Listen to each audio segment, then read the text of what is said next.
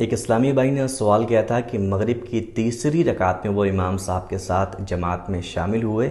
امام صاحب کے سلام پھیرنے کے بعد وہ اپنی 2 رکعت پڑھنے کے لیے کھڑے ہوئے،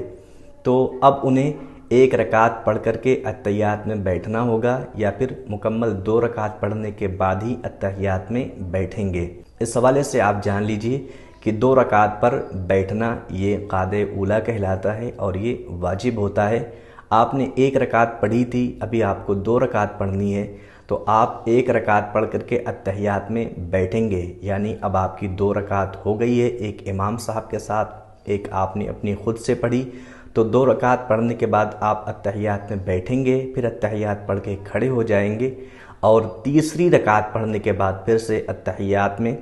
بیٹھیں گے اور اتحیات، درود ابراہیم اور دعائے معصورہ پڑھنے کے بعد سلام پھیریں گے۔ اور یہی مسئلہ ظہر، عصر اور عشاء کی نماز کا ہے۔ اگر آپ کو ان تینوں نمازوں میں بھی 1 رکعت ملتی ہے تو آپ اپنی جب 3 رکعت پڑھنے کے لیے کھڑے ہوں گے تو 1 رکعت پڑھنے کے بعد ہی آپ کو اتحیات میں بیٹھنا ضروری ہوگا، کیونکہ آپ کی اب 2 رکعت ہوئی ہے اور 2 رکعت پر قعدہ اولیٰ کرنا واجب ہوتا ہے۔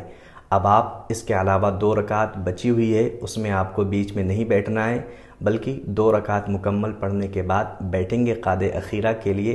اور مکمل اتحیات، درود ابراہیم اور دعائے معصورہ کے ساتھ آپ سلام پھیر کر نماز مکمل کریں گے۔ اس طرح کے ڈھیروں دینی معلومات حاصل کرنے کے لیے ہمیں فالو کر لیں۔ ویڈیو کو ثواب کی نیت سے اپنے احباب تک ضرور شیئر کریں۔